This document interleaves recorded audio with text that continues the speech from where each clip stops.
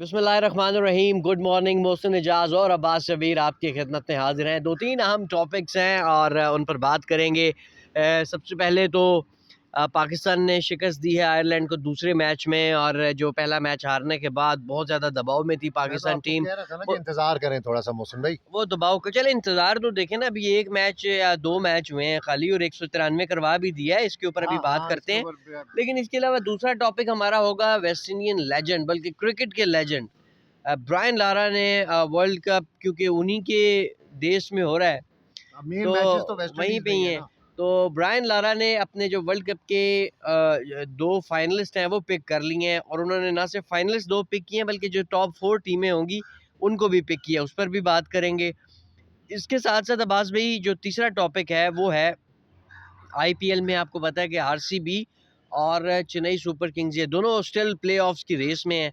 और आईपीएल से रिलेटेड एक और खबर जो कि इंटरनेशनल क्रिकेट को भी इफेक्ट पॉसिबली कर सकती है, इस पर farmer world cup winning captain Michael Clarke ने बात की और उन्होंने कहा है कि जो मुंबई इंडियंस के कैप्टनसी इश्यूज हैं वो अफेक्ट नहीं करेंगे जब ये प्लेयर्स इंडिया के इंटरनेशनल लिए के खेलने जाएंगे, और स्पेशली क्योंकि वहाँ पे लीड रोल रोहित शर्मा का होगा तो हिल मेक श्योर कि हार्दिक पांड्या फोकस्ड होंगे as much as it is possible, कि उनमें ये सलाहियत है to get best out of a player. और एक और चीज़ उन्होंने बड़ी इंपॉर्टेंट कही, वो ये कही कि जो इस वक्त रोहित शर्मा है वो किसी भी कीमत पर ये वाला वर्ल्ड कप जीतना चाहेंगे, क्योंकि ये उनका प्रॉब्ली आखिरी लास्ट वर्ल्ड आईसीसी कप होगा। इवेंट है। और अब गुफ्तगू का आगाज़ अब्बास भाई हम करते हैं मेरे ख्याल में ब्रायन लारा की स्टेटमेंट से कर लें। ब्रायन बिल्कुल। लारा अच्छा मोहसिन भाई, 3 पिक्स हो गई हैं ना अभी तक। पहले माइकल वॉन ने उस कहा था कि ये टीमें नहीं पहुंचेंगी। उसके बाद हमने डिस्कस किया था किसी इंडियन प्लेयर ने किसने पिक किए थे। रवि शास्त्री ने। रवि शास्त्री ने अपनी टीम्स बताई थी और आज ब्रायन लारा ने अपनी 2 टीम्स बता दी हैं। 2 फेवरेट टीम्स उन्होंने बताई हैं, इंडिया और वेस्ट इंडीज़, यानी इंडिया और वेस्ट इंडीज़ का फाइनल होगा। ये समझ में ज़रूर आती है बात कि वेस्ट इंडीज़ के अपने होम ग्राउंड के अंदर ये मैचेस हो रहे हैं और वेस्ट इंडीज़ अपने होम ग्राउंड के अंदर बड़ी परफेक्ट है, क्योंकि हर टीम जो अपनी कंडीशन से वाकिफ़ होती है वो अपने होम ग्राउंड के ऊपर बहुत ज़्यादा परफेक्शन उसकी होती है। और Brian Lara no doubt is a big player cricket के, उनसे बड़े प्लेयर क्रिकेट के हमने देखे नहीं है। उनकी जो पिक है वेस्ट इंडीज़ की, उन्होंने इसलिए वेस्ट इंडीज़ को पिक किया है कि एक सरप्राइज़ दे सकती है वेस्ट इंडीज़ अपने होम ग्राउंड के ऊपर। और इंडिया को उन्होंने पिक इसलिए किया है कि इंडिया की ऑन पेपर ऑन ग्राउंड इस वक्त जो रैंकिंग्स में रीसेंट जो जो परफॉर्मेंसेस में। उनका बेंच स्ट्रेंथ है, जो उनके प्लेयर्स की परफॉर्मेंस है, इससे ना सिर्फ ब्रायन लारा बल्कि पूरी दुनिया के बहुत बार सारे जो बड़े क्रिकेटर्स हैं और हमारे जैसे जो एनालिस्ट हैं, वो भी इंडिया को इसलिए फेवरेट कह रहे हैं कि इंडिया की team on papers physical fitness के हवाले से, मेंटल टफनेस के हवाले से इस वक्त मुझे सबसे टॉप के ऊपर नज़र आ रही है। और वेस्ट इंडीज़ की ये समझ आती है कि ब्रायन लारा को पता होगा कि होम ग्राउंड की वजह से वेस्ट इंडीज़ प्लेयर्स T20 के लिए कर सकते हैं, अपने आप को दोबारा से उस फॉर्मेट के अंदर इन कर सकते हैं और वो जीत भी सकते हैं। देखिए अब्बास भाई, वेस्ट इंडीज़ के प्लेयर्स का इसमें होने की एक वजह भी उन्होंने बताई है। वो ये कहते हैं कि वेस्ट इंडीज़ के पास जो क्रिकेटर्स हैं वो T20 फॉर्मेट उससे बड़ा सूट करता है, और फियरलेस क्रिकेटर्स हैं। और अगेन जो बात आपके मेरे जहन और आप सबके जहन में है कि उनका होम थोड़ा ग्राउंड सा होगा, माइक ऊपर तो होम ग्राउंड में बड़ा आवाज़ भी आपको पता है कि जो है ये इसका एडवांटेज एडवांटेज होगा। होता है आपको। और लेकिन एक चीज़ मैंने देखी कि दुनिया भर में जितने भी ये क्रिकेट के पंडित्स हैं, वेस्ट इंडीज़ को अभी तक किसी ने भी पिक नहीं किया था। नहीं किया था। और ब्रायन नहीं, रवि लारा, शास्त्री ने बात की थी वेस्ट इंडीज़ की लेकिन कि टॉप 4 में तो टॉप उन्होंने भी 4 नहीं में नहीं रखा था। था। उन्होंने कहा अच्छा, था कि इन्होंने 4 टीमें रखी हैं और मैं आपको बताऊँ आप इनकी पूरी 4 टीमें अगर सुने ना, इन्होंने 4 भी बताए हैं कि सेमीफाइनलिस्ट कौन होंगे। उसमें चले 2 तो यही फाइनलिस्ट हो गए ना, इंडिया और वेस्ट इंडीज़। तीसरा ब्रायन लारा कहते हैं कि होगा इंग्लैंड। मैं एग्री करता हूँ। मैं ब्रायन लारा से एग्री करता हूँ इंग्लैंड वाली बात से। चौथी टीम पाकिस्तान। अफ़गानिस्तान। अच्छा, अफगानिस्तान। चौथी टीम उन्होंने कहा कि अफ़गानिस्तान है। और ये देखिए ब्रायन लारा के कैलिबर का प्लेयर आवाज़ भी ये बात कर रहा है। और अफ़गानिस्तान के पास मारने वाले बल्लेबाज भी मौजूद हैं। स्पिनर्स बड़े अच्छे हैं। अफ़गानिस्तान के पास बहुत अच्छे एक्स्ट्राऑर्डिनरी अच्छे स्पिनर्स हैं। देखिए उनके पास राइट आर्म लेग स्पिन, उनके पास राइट आर्म ऑफ स्पिन, उनके पास लेफ्ट आर्म रिस्ट स्पिन, उनके पास लेफ्ट आर्म फिंगर स्पिन, उनके पास हर तरह का स्पिनर है। अच्छा, उनके पास बॉलिंग ऑलराउंडर्स भी हैं, उनके पास बैटिंग ऑलराउंडर्स भी हैं। उनकी फास्ट बॉलिंग का थोड़ा-सा मुझे इश्यू नज़र आता है। एक आधा उनके पास बहुत अच्छा बॉलर है, नवीन वगैरह बहुत अच्छी बॉल कर रहे हैं, फारूकी। लेकिन ये है कि एक आध ज़ाहिर है वो जो जिस तरह लेवल का बॉलर है, मतलब जिस तरह का पेस अटैक ऑस्ट्रेलिया का है, या जिस तरह का पेस अटैक न्यूज़ीलैंड का है, या जिस तरह का पेस अटैक साउथ अफ्रीका का है, वैसा पेस अटैक किसी पाकिस्तानी बॉलर्स जो हैं वो उस तरीके से फॉर्म में नहीं है। कल भी 193 करवा दी आयरलैंड से, और पहला मैच भी डिफेंड नहीं कर पाए टोटल। इसी तरह हाँ, हम देखें कि इंडियन टीम की अगर बात करें तो उसमें जसप्रीत बुमराह के अलावा फास्ट बॉलिंग उतनी तगड़ी नहीं है तगड़ी जितनी नहीं है। उनकी बैटिंग, बॉलिंग या स्पिन बॉलिंग डिपार्टमेंट तगड़ा है। लेकिन अगेन वेस्ट इंडीज़ में आपको पता है स्पिनर्स का रोल ज़्यादा होगा, और ये बड़ी इंपॉर्टेंट चीज़ है। तो ब्रायन लारा ने बड़ी ज़बरदस्त, बड़ी यूनिक सी पिक्स की हैं। यूनिक 2 टीमों की वज़ह से यूनिक है, एक अफ़गानिस्तान और एक जो वेस्ट इंडीज़ इटसेल्फ। मैं अच्छा, कहता हूँ वेस्ट इंडीज़, आप इंग्लैंड पहले मैं दिन इंग्लैंड से को कह बहुत रहे हैं, हाई रेट करता आप हूँ। पहले दिन से इंग्लैंड को हाई रेट कर रहे हैं। तो अभी हम क्लार्क की बात करेंगे, लेकिन उससे पहले अगर हम पाकिस्तान टीम का जो टूर है आइलैंड का, और उसके बाद इंग्लैंड के साथ उन्होंने खेलना है, तो आप पहले दिन से बात करें कि इंग्लैंड हमारे लिए बड़ी टफ होगी अपनी कंडीशंस के ऊपर, और वही परफॉर्मेंस की कंटिन्यूटी हम देखेंगे इंग्लैंड की वर्ल्ड कप के अंदर। तो आप इंग्लैंड को क्यों इतना हाई रेट कर रहे हैं? हालांकि पीछे जो वर्ल्ड कप 50 ओवर्स का था उसमें तो इंग्लैंड की परफॉर्मेंस बिल्कुल लास्ट टूर्नामेंट में लास्ट टीम से भी आगे की परफॉर्मेंस थी। लेकिन T20 के अंदर हम इंग्लैंड की अगर परफॉर्मेंस देखते हैं तो इंग्लैंड की टोटल डिफरेंट परफॉर्मेंस है। तो आप इंग्लैंड को इतना रेट क्यों कर रहे हैं, हाई रेट क्यों कर रहे हैं आप इंग्लैंड को इतना? देखिए अब्बास भाई, इस वक्त वाइट बॉल जाइंट्स मैं समझता हूँ इंग्लैंड की टीम को। 2015 वर्ल्ड कप के बाद जिस तरीके से इंग्लैंड ने अपनी वाइट बॉल क्रिकेट को फोकस किया और जिस तरह की परफॉर्मेंसेस दी, उन्हें लग गए 2-1 साल। लेकिन आपको पता है कि वो जितना मारने और मार धाड़ की सलाहियत उनके बैट्समैन रखते हैं, कोई भी नहीं रखता। उनके पास बड़े क्वालिटी फास्ट बॉलर्स हैं, और उनके पास बड़े रीजनेबल स्पिनर्स हैं, और फील्डिंग यूनिट वो हमेशा से ही बहुत अच्छा रहे हैं। तो मैं ये समझता हूँ कि इंग्लैंड, मेरे लिए सरप्राइज़ होगा अगर इंग्लैंड फाइनल 4 में नहीं जाता, तो मैं I would be surprised even.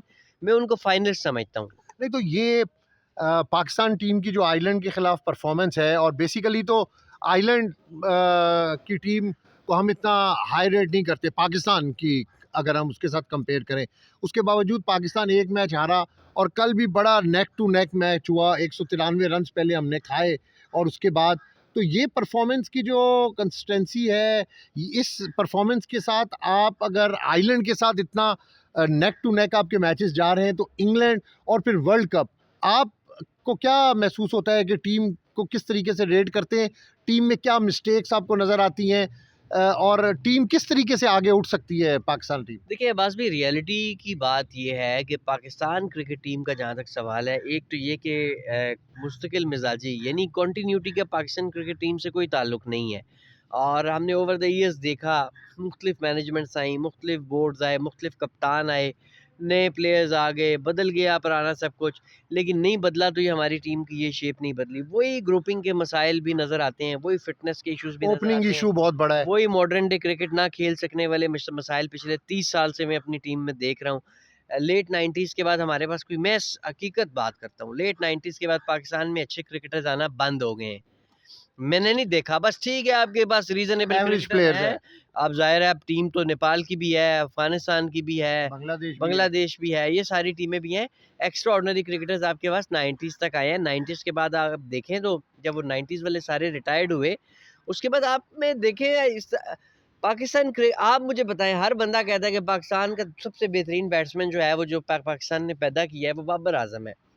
मैं ये समझता हूँ कि पाकिस्तान ने जो सबसे अच्छा बैट्समैन पैदा किया है, वो इंजमामुल हक है। मैं इंजमामुल हक से बड़ा बैट्समैन नहीं समझता पाकिस्तान में किसी को।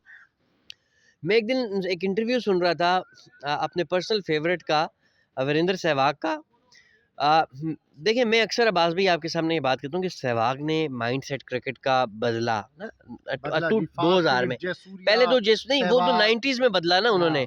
वो जो किया जसूरिया और कालू विदारना ने, वो बदल दिया बिल्कुल ही। फिर आके आपके वीरेंद्र सहवाग ने और एडम गिलक्रिस्ट ऑस्ट्रेलिया के लिए, इस तरह के उन्होंने प्लेयर्स, तेज कर दी ब्रेंडन क्रिकेट को मैकुलम और भी। न्यूजीलैंड। उसने खैर कैरियर में थोड़ा लेट ये मार-धाड़ शुरू की। लेकिन वीरेंद्र सहवाग तो आपको पता है कि वो तो उतना ज़्यादा फिट नहीं था। वो तो खड़े-खड़े ही काम 3-300 कर देता होता था, और अक्सर कर देता था। ये भी नहीं है कि वो कभी once in a blue moon वाला हिसाब नहीं था। तो बात ये कि पाकिस्तान, आपने सवाल किया कि पाकिस्तान टीम को आप ऐसे क्यों समझते हैं? देखिए, पाकिस्तान टीम, मुझे कोई हैरत नहीं होगी नेपाल से एक दिन हार जाए। मुझे कोई हैरत नहीं होगी कि वो किसी बड़ी टीम को अगले दिन उसी इवेंट में अपने अगले मैच में तीसरे दिन, दूसरे दिन या वेरी नेक्स्ट डे हरा दे। लेकिन मैं एक चीज़ के बारे में श्योर हूँ कि पाकिस्तान टीम में मुस्तकिल मिजाजी नहीं होगी। मैंने इस पूरे अरसे में सिर्फ एक मौके पे पाकिस्तान टीम को एक इवेंट में मुस्तकिल मिजाजी से अच्छा परफॉर्म करते हुए देखा है। वो था 2021 का वर्ल्ड टी20, जब पाकिस्तान टीम मुसलसल अपने सारे मैचेस जीत गई और नॉकआउट में आके तो हारी थी। इसके अलावा हम 2017 चैंपियंस ट्रॉफी जीते, लेकिन हम, आपको पता है कि किस तरह वहाँ तक पहुँचे थे। पहला मैच भी हार गए, दूसरा भी हार गए, फिर गिरते-पड़ते पहुँच गए और कंसिस्टेंसी नहीं है। एक दिन आप, वो नासिर हुसैन जो कहते हैं ना कि 1 minute down next minute up, और ये वो बिल्कुल सही बात कहता है। और आप इनके बारे में कोई प्रेडिक्शन नहीं कर सकते। ये कभी भी किसी से भी हार जाएँगे और कभी भी किसी को भी हरा देंगे। और बहरहाल मसाइल वही हैं, फिटनेस इश्यूज़ हैं और करंट नहीं है टीम में। जैसे मैं और आप रिकॉर्डिंग से पहले भी एक फॉर्मर क्रिकेटर के हवाले से बात कर रहे थे। तो ये प्रॉब्लम्स तो हैं। देखिए, आप कहते हैं ना इंग्लैंड को क्यों रेट करते हो? मैं इसीलिए रेट करता हूँ कि जितनी उनमें मार-धाड़ की सलाहियत है ना, वो नहीं किसी आपकी टीम के टीम में अंदर। नहीं है। आपकी टीम में नहीं है। वो कोई भी कंडीशन हो, आपने देखा कि 2021 वर्ल्ड टी20 हो, आपने देखा कि चाहे वो 50 2022 ओवर्स वाला ऑस्ट्रेलिया हो, 50 ओवर चाहे मैच हो। 50 ओवर हो। ठीक है, 2023 वर्ल्ड कप उनका बहुत बुरा गया है, लेकिन उनकी सलाहियत पर मुझे 1% भी डाउट नहीं है। तो इसका मतलब है कि जो आयरलैंड के बाद पाकिस्तान टीम ने इंग्लैंड का टूर करना है यूएस वर्ल्ड कप से पहले, वो भी पाकिस्तान के लिए बड़ा चैलेंजिंग होगा। पाकिस्तान टीम का बड़ा इम्तिहान होगा कि इस सीरीज़ में वो किस तरीके से, किस शेप के साथ वो मैदान के अंदर उतरते हैं, किस बॉडी लैंग्वेज के साथ वो इंग्लैंड के ख़िलाफ़ मैदान के अंदर उतरते हैं। और देखें, ये जो किसी भी बड़े इवेंट से पहले जो छोटी सीरीज़ होती हैं, ये एक फ़िटनेस टेस्ट होता है प्लेयर्स का, एक मेंटल टेस्ट होता है प्लेयर्स का, जिसमें प्लेयर को अपने आप को खुलकर खेलना होता है, अपनी सलाहियतों को थोड़ा-सा वो कहते हैं सलाहियतें उभारनी होती हैं कि बड़े टूर्नामेंट के लिए आप में कॉन्फिडेंस बिल्डअप हो। बेसिकली ये कॉन्फिडेंस बिल्डअप मेजर्स के लिए ये टूर्नामेंट करवाए जाते हैं। जिस तरह आईपीएल के अंदर आप देखें कि इंडियन प्लेयर्स इस वक्त खुलकर खेल रहे हैं, और ये वो सारे प्लेयर्स हैं जिन्होंने टी20 वर्ल्ड कप खेलना है। तो इसलिए बड़ा टफ टारगेट होगा, बड़ा टफ टास्क होगा पाकिस्तान के लिए, आयरलैंड के बाकी मैचेस भी और इंग्लैंड के मैचेस भी। वर्ल्ड कप तो अभी दूर है। वर्ल्ड कप के अंदर शुरू में तो आपको बड़े अच्छे मैचेस मिले हुए हैं। यूएसए से आपको मैच मिला हुआ है, एक आयरलैंड से मैच मिला हुआ है। आपका जो मेन मैच है वो इंडिया के साथ मैच है, वो बड़ा टफ मैच होगा। उसके लिए आपकी कितनी तैयारी है, ये आपको इंग्लैंड सीरीज़ के अंदर पता चल जाएगा कि आपके खिलाड़ी किस शेप के अंदर हैं। देखिए, बात भी पाकिस्तान टीम का इस वक़्त अभी भी जो सबसे बड़ा मसला है ना, वो कप्तानी है। आपका कप्तान हर मैच में 190 करवा रहा है, छोटी टीम हो या बड़ी टीम हो। आप कल भी देखेंगे फास्ट बॉलर्स पिट रहे थे, जब स्पिनर्स आए, साइम अयूब और इमाद ने कंपैरेटिवली बेहतर बॉलिंग की, 6-7 के इकॉनमी से रन्स दिए। लेकिन आपके कप्तान ने फिर फास्ट बॉलर लगाए, वो फिर पिटना शुरू हो गए। तो आपका कप्तान बड़ा प्रेडिक्टेबल है, बड़ा स्क्रिप्टेड है, बड़ा रिवायती है, कोई आउट ऑफ द बॉक्स चीज़ें नहीं आउट ऑफ द सोचता। बॉक्स यही चीज़ मोहसिन भाई, सॉरी मैंने आपको इंटरप्ट किया, कि 2023 वर्ल्ड कप में इसी चीज़ की निशानदेही मिकी आर्थर ने अपनी रिपोर्ट के अंदर की थी। रिपोर्ट तो बाद में आई, जो ग्राउंड के अंदर वो बाबर नज़र आजम आता है हमें ना, नज़र आ सबको रहा था नज़र आता है। कि बाबर आजम के बारे में यही बात है कि बाबर आजम इंडिविजुअल तो बड़ी अच्छी परफॉर्मेंस करता है, लेकिन आपकी टीम जब प्रेशर के अंदर आती है तो कप्तान का काम होता है टीम को प्रेशर से निकालना। यस। उल्टा ये काम नहीं होता कि आप प्रेशर के अंदर आ जाएं और पूरी टीम आपकी वजह से प्रेशर के अंदर आ जाए, यानी वो लंबा पै जाना।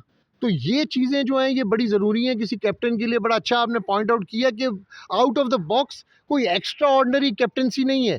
कोई होता है ना कैप्टनसी के अंदर आपको टेक्निक की यूज़ करनी पड़ती है, आपको बैट्समैन को देखना पड़ता है कि बैट्समैन किस बॉलर से तंग हो रहा है, आपको फ़ौरन रिप्लेस करना पड़ता है वो बॉलर। आप जब अपना वो होमवर्क घर से करके लेके गए हैं कि पहला ओवर अटैक इसने करना है, 2 ओवर इसने करने हैं, 2 उसने करने हैं, उसके बाद छठे ओवर में उसने आ जाना है, 8वां ओवर उसने करना है, 12वां उसने करना है, 16वां उसने करना है, आखिरी 2 उसने करने हैं।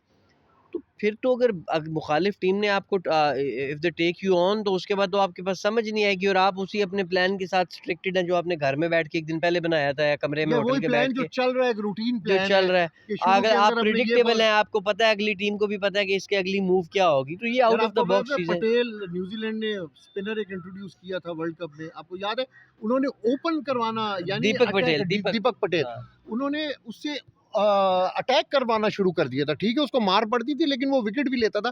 तो ये होती है कैप्टेंसी टेक्निक्स। आप विकेट को देखते हैं, आप माहौल को देखते हैं, आप सामने वाली टीम को देखते हैं और और फिर अडेप्ट आप करते हैं। अडॉप्ट करते हैं। फिर आप अपनी टेक्निक को यूज़ करते हैं और फिर आप ऐसा प्लान, सरप्राइजिंग प्लान, ये जो प्लान इस वक्त चल रहे होते हैं, ये तो सबको पता है कि जी पहले 2 फास्ट बॉलर आएंगे, फिर उसके बाद 2 ऑलराउंडर हैं, फिर उसने शताब ने करनी, फिर बीच में मिक्सअप करना है, किसी और बॉलर से करवा देना है। This is not the technique. Technique होती है आपको अपना दिमाग फौरी यूज़ करना होता है और उस वक्त आपको क्लिक करना होता है जहाँ से आपको विकेट मिलती है और जहाँ से आप कहते हैं कि मैच का टर्निंग पॉइंट है। तो ये चीज़ हमारे में लैग कर रही है। तो hope for the best. Pakistani बल्लेबाजों की परफॉर्मेंस बेहतर थी कल के मैच में। बाबर आजम क्योंकि 0 पर आउट हो गए थे, तो फिर ये तो तय हो गया था कि या ये 190 पाकिस्तान टीम चेज़ कर सकती है, ये नहीं होगा कि हम 20 ओवर भी खेलें और चेज़ ना हो सके। क्योंकि जब बाबर और रिजवान दोनों 15-15 ओवर खेल लेते हैं, तो फिर ये बड़ा स्कोर होने का मैं ज़ाती तौर पे ये समझता हूँ कि चांस ख़त्म हो जाता है, क्योंकि they consume lots of balls. तो लेकिन हमारे कप्तान साहब को और बॉलर्स को बहुत ज़्यादा इम्प्रूव करने की ज़रूरत है। अगर आपने वर्ल्ड कप में कुछ बेहतर परफॉर्म करना है, और इंग्लैंड के बारे में मेरी वही प्रेडिक्शन है, अभी भी वाइट वॉश, वाइट वॉश या बिल्कुल। एक आधा मैच आप जीत जाएंगे, वो भी तुक्का ही फ्लूका लगेगा। और इंग्लैंड से मैं समझता हूँ कि बड़ा मैच जो है वो पाकिस्तान इंडिया का होगा। तो अभी से पाकिस्तानी टीम को इंडियन प्लेयर्स को रीड करना चाहिए, इंडियन बॉलिंग को रीड करना चाहिए, उनके बैट्समैनों को रीड करना चाहिए कि कहाँ पर वो कमज़ोर हैं, कहाँ पर वो आउट हो रहे हैं। तो जब तक आप इसको पूरा रीडिंग के साथ, पूरी टेक्निक के साथ मैदान के अंदर नहीं उतरेंगे, तो फिर आप के लिए मैच जीतना बहुत मुश्किल हो जाएगा और फिर आपके लिए टूर्नामेंट जो है वो मज़ीद टफ से टफ होता जाएगा। माइकल क्लार्क वाली क्लार्क देखिए ना, माइकल क्लार्क ने जो बात की है अब्बास भाई, माइकल क्लार्क ये कहते हैं उनसे, बल्कि जब सवाल हुआ एक इंटरव्यू में, तो वो ये कहते हैं कि जो ये देखिए मुंबई इंडियन के हवाले से लेकर के इश्यूज तो हैं, अब ये कह देना कि इश्यूज है ही नहीं, ये तो गलत बात है। इश्यूज तो हैं। मैं ज़ाती तौर पे ये समझता हूँ और बहुत सारे क्रिकेट फैंस भी ये समझते हैं कि रोहित शर्मा के साथ ज़्यादती हुई। ज़्यादती इन द सेंस कि उन्हें उस जैसे उस लेवल के प्लेयर को कप्तानी से नहीं हटाया जाना चाहिए था। चलिए आपने हटा दिया, ठीक है, आप ज़रा मैनेजमेंट से ज़्यादा बेहतर तो कोई नहीं जानता। फिर नताइज भी आपने भुगत लिए, चलें अगेन नताइज के भी आप एक फ़ैसला किया था, अब आप ज़ाहिर है आप रिस्पॉन्सिबिलिटी भी लेंगे इसकी।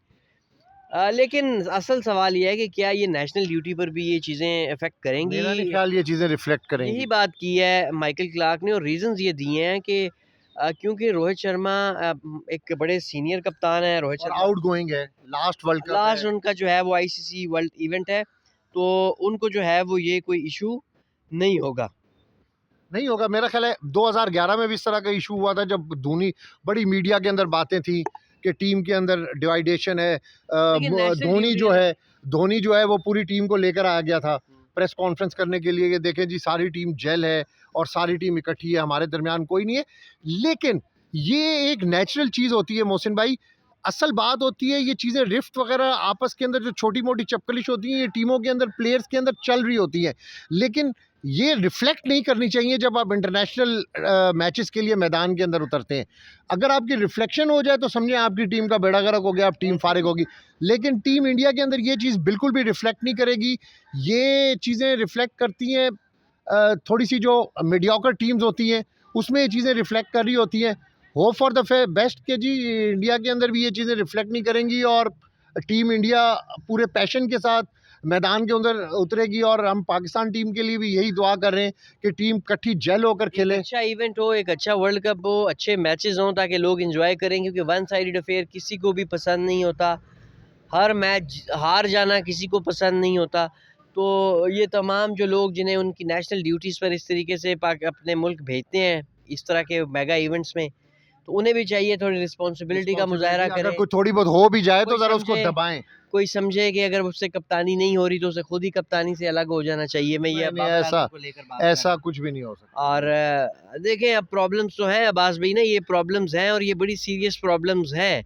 ये बार बार नज़र आ रही हैं। ये आयरलैंड के साथ मैच हो, इंडिया के साथ मैच हो, ऑस्ट्रेलिया के साथ मैच हो, अफगानिस्तान के साथ मैच हो, नेपाल के साथ मैच हो, एक ही मसला बार बार नज़र आ रहा है। तो मेरे ख्याल में चलें, अब तो वर्ल्ड कप शुरू हो गया, अब इसके हवाले से अब हम क्या वैसे वर्ल्ड कप मोड के अंदर है। तो वो हम जो व्यूज़ बनाते हैं, पीछे बड़े लोग हमें कमेंट्स कर रहे होते हैं कि बड़े ज़बरदस्त व्यूज़ हैं।